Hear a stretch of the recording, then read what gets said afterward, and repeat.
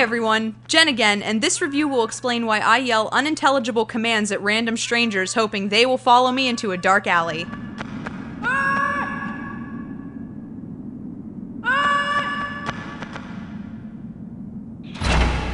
ICO was released in 2001 and developed by Team ICO. Team ICO, the developer that made me happy to own a PlayStation 2.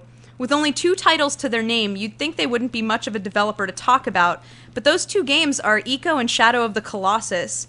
It would really surprise me if you consider yourself an avid gamer and haven't at least heard about one of these 2 games. Team ICO carefully and meticulously developed each of their titles, producing some of the most beautiful and revered works of gaming art to date. In ICO, you play as ICO. He's a boy who's been locked up because he was born with horns and his townsfolk believe him to be possessed by the devil. He is placed in a crypt but manages to escape due to shoddy workmanship. As he's trying to find a way out, he meets this girl, Yorda, who speaks a different language.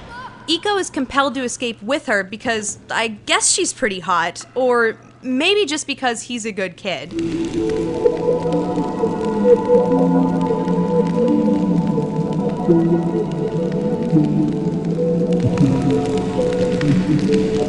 ICO is a 3D puzzle platformer game. Yes, there's a slight element of combat, but since you can't die from being hit, the real goal is managing what you need to do in order to escape from the castle.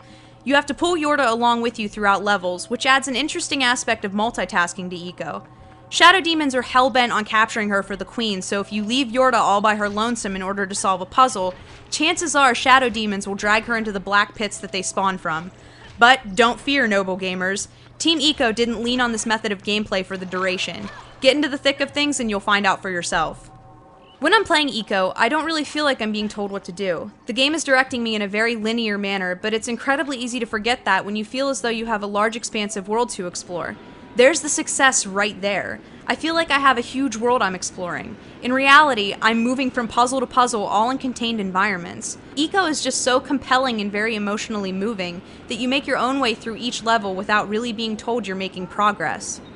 I love the fairy tale world that Team ICO has created in this game.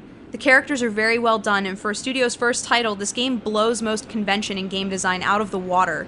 The animations on the characters are impressive, specifically when you're dragging Yorda around. You can see that when she has no forward momentum, that it can hold you back, and how when you grab her arm and start running at full speed, it jerks her toward you. In an early PlayStation 2 title, that was incredible to see, and it's the little things that were woven into ICO that make this game so amazing. If you've never played ICO, you need to, like, right now. Seriously, get off the internet and play it. The game isn't too long, around 7 to 10 hours, and chances are one of your favorite games has been influenced by the design of ICO. This title is the very definition of classic. 10 years later, and ICO is still hailed as one of the most pivotal games of all time. It's easy to play this game with a chip on your shoulder saying, overrated, but the truth is that the game industry itself has been ICO's biggest collective fan. So when you play ICO, try to just relax, and instead of expecting some specific experience, just become immersed and let it happen.